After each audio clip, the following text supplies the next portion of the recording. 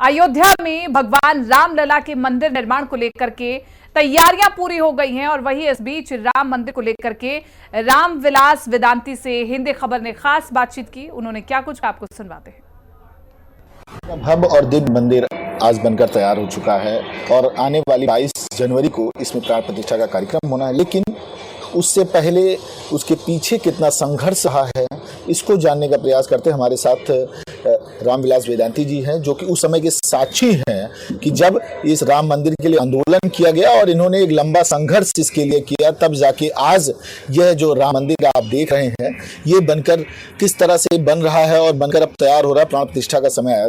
महाराज जी, एक समय वो था कि जब राम मंदिर बनने के लिए आप लोग संघर्ष कर रहे थे, आंदोलन कर रहे थे, अब कितना उसके लिए लोग कितना संघर्ष करना पड़ा? 84 में आंदोलन प्रारंभ हुआ राम जानकी रथ से। राम जानकी रथ जनकपुर से चला था और वह राम जानकी रथ अयोध्या आया था। अयोध्या में सरयू के तट पर लाखों लोगों ने राम जानकी रथ का स्वागत किया था। फिर यहाँ राम जानकी रथ गया था लखनऊ उर्मिला पार्क, जो इसमें परिवर्तन चौक बना दिया गया है। उर्मिला पार्क में लगभग 5 लाख लोग थे। ऐसी कल्पना लखनऊ के लोगों ने नहीं किया था कि कभी लखनऊ के इतिहास में इतनी भीड़ होगी।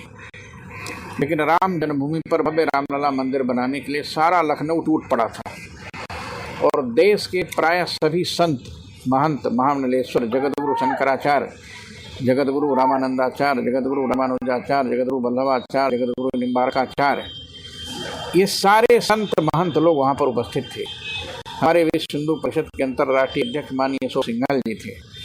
हमारे स्वामी भारत माता मंदिर के संस्थापक सत्यमित्रानंद गिरी जी थे। उनके शिष्य अवधेशानंद गिरी थे। स्वामी वामदेव जी थे। हमारे अयोध्या के पूज्य नित्य गोपाल दास जी थे। परमहंस जी थे। मैं था, पूज्य महंत वेदनाथ जी थे। शंकराचार्य स्वामी शांतानंद प्रसिद्धि थे। और बम्बई, जहाँ पर विश्व हिंदू परिषद की स्थापना हुई थी, शांतिपिनी आश्रम के स्वामी चिन्मयानंद जी महाराज, ये सभी संत महंत लोग थे। और सबके सामने एक प्रस्ताव रखा गया था कि हम चाहते हैं कि जहाँ पर भगवान राम का जन्म हुआ था उस भूमि पर भव्य रामलला के मंदिर का निर्माण हो। वह आंदोलन उसी समय से चरम गति पर शुरू हुआ और न केवल देश बल्कि विश्व के सभी देशों में जहाँ भी हिंदू रहते थे, सब लोगों के मन में भावना जागृत हुई कि हम मंदिर का निर्माण करेंगे। आंदोलन चलता रहा। सन 1992 में 5 दिसंबर को इसी हिंदू धाम में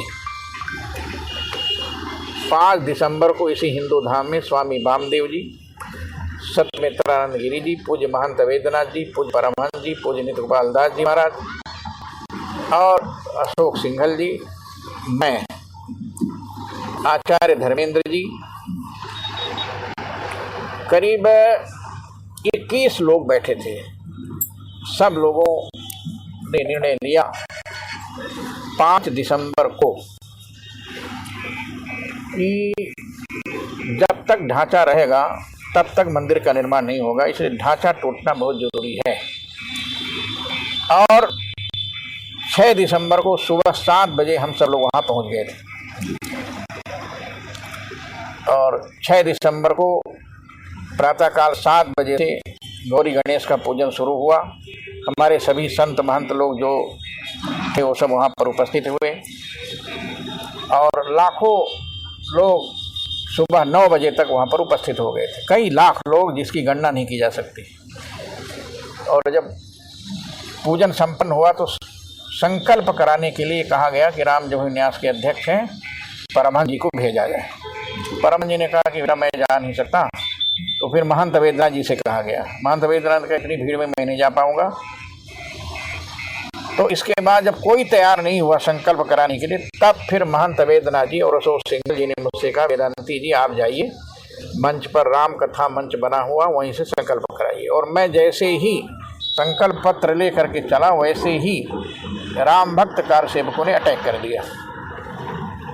मैं कैसे पहुंचा वहां तक ये मैं जान नहीं पाया। हमको सब लोग जानते थे, क्योंकि मैं मंच का संचालन कर रहा था। हमको ऊपर ही ऊपर लोग मंच तक पहुंचा दिए और वहां जाकर मैंने संकल्प कराना शुरू कर दिया और मैंने नारा दिया, राम नाम सत्य है, राम लला का ढांचा ध्वस्त है।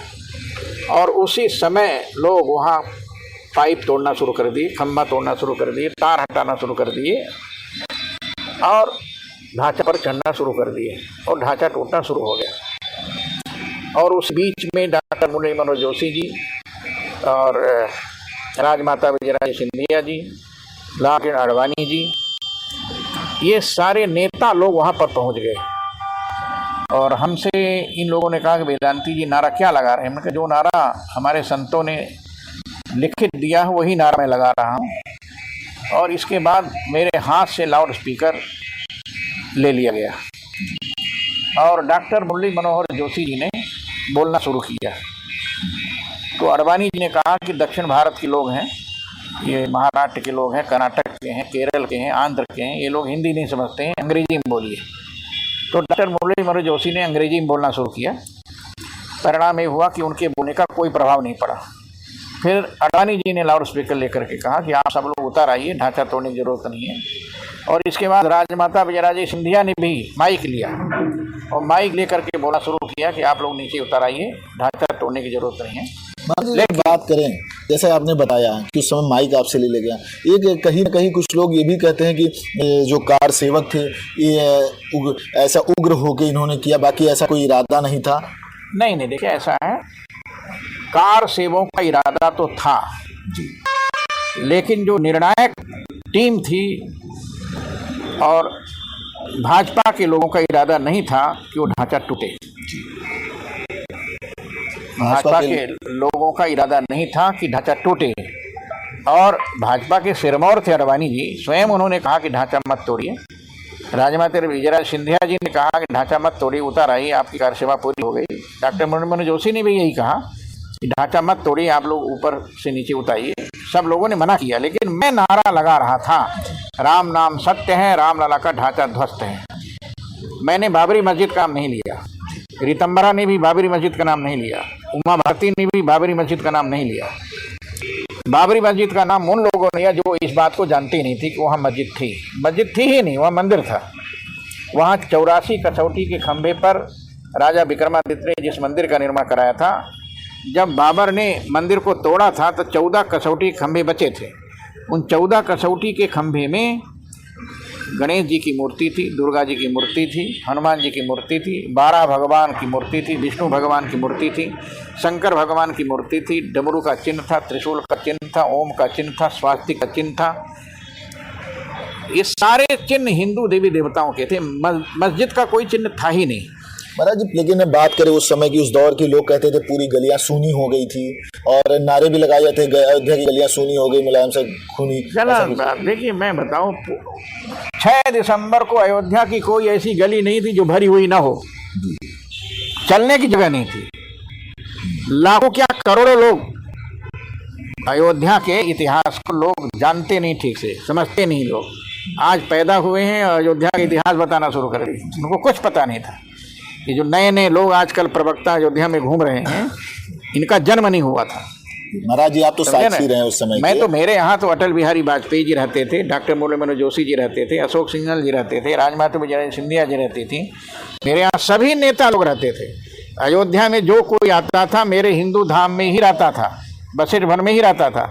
डॉक्टर मुरली मनोहर जोशी 15-15 दिन यहाँ रहते थे मेरे पास और यहाँ रहकर आज कैसा महसूस हो रहा है? आज देखिए मैं बताऊं, ये आज महसूस हो रहा है कि यदि नरेंद्र मोदी जी भारत के प्रधानमंत्री नहीं बनते तो अयोध्या का यह दृश्य ऐसा दिखाई नहीं देता।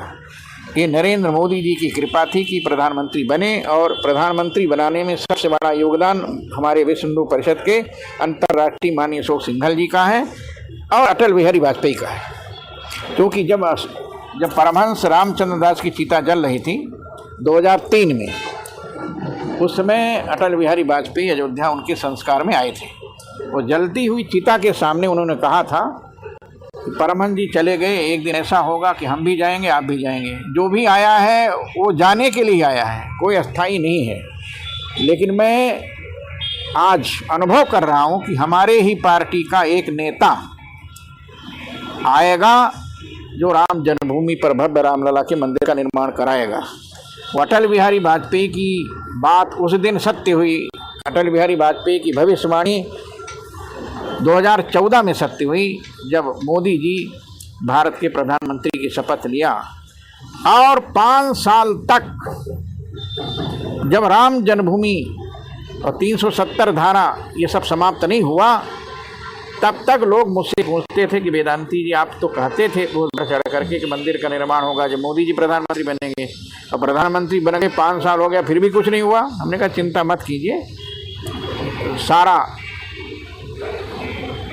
तैयार किया जा रहा है। और 2019 में प्रधानमंत्री बनने के बाद पहला काम किया, 5 अगस्त 2019 को 370 धारा समाप्त हुई, 35 से समाप्त हुआ।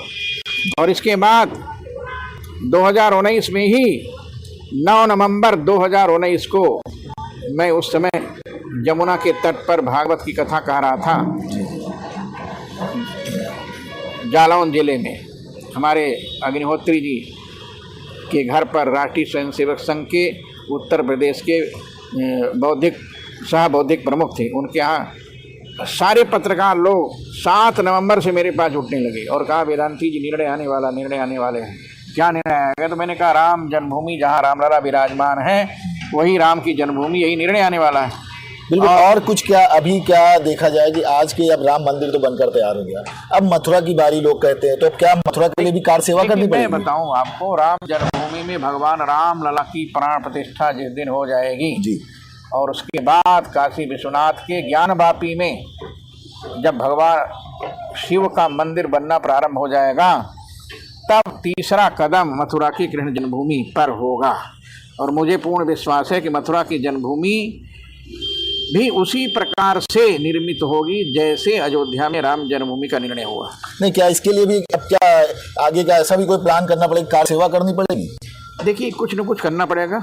अब क्या करना पड़ेगा ये हम लोग मीटिंग करके बैठक करके निर्णय लेंगे, और उस निर्णय के अनुसार मथुरा की कृष्ण जन्मभूमि का उद्धार करना बहुत जरूरी है, और उसके लिए भी हम लोग कृत संकल्प हैं। और हमको पूर्ण विश्वास है कि हमारे महापुरुषों ने, पूज्य महंत वेदनाथ जी ने, परमहंस जी ने, स्वामी वामदेव जी ने, हमारे देश के संतों ने निर्णय लिया था कि हमको 3 स्थान चाहिए, राम जन्मभूमि, कृष्ण जन्मभूमि, काशी विश्वनाथ मंदिर। 3 के अलावा चौथे की मांग नहीं करेंगे। और अब वह समय आ गया है कि काशी विश्वनाथ का निर्णय कोर्ट ने दे दिया कि ज्ञानवापी शब्द ही हिंदू परक है, संस्कृत परक है, ये इस्लाम परक नहीं है, उर्दू परक नहीं, अरबी परक नहीं है। इसलिए वहाँ पर भी भव्य भगवान विश्वनाथ का मंदिर बनेगा। और मथुरा में भी कृष्ण जन्मभूमि पर, जहाँ पर इस समय भगवान कृष्ण विराजमान, उसके बगल में सटा हुआ, दुनिया में कहीं ऐसा उदाहरण है कि मंदिर के बगल में सटा हुआ मस्जिद की दीवार बना दी जाए? अब तो सर्वे आ गया कि जहाँ पर वो लोग ईदगाह है उसकी सीढ़ियों में देवी देवताओं की मूर्तियाँ लगी हुई हैं, सबको समझ में आ गया। इसलिए मुझको पूर्ण विश्वास है कि मथुरा के कृष्ण जन्मभूमि पर भी भव्य भगवान कृष्ण के मंदिर का निर्माण होगा। बिल्कुल, ये थे हमारे साथ रामविलास वेदांती जी, जिनका साफ तौर पर जो संकल्प है वो पूरा होता दिखाई दे रहा है। प्राण प्रतिष्ठा के बाद अब काशी और मथुरा की बारी है, और इसका भी संकल्प ये लोग पूरा करेंगे, वहां पे मंदिर निर्माण कराएंगे। वीडियो जर्नलिस्ट शंकर साथ आकाश कुमार, हिंदी खबर, अयोध्या।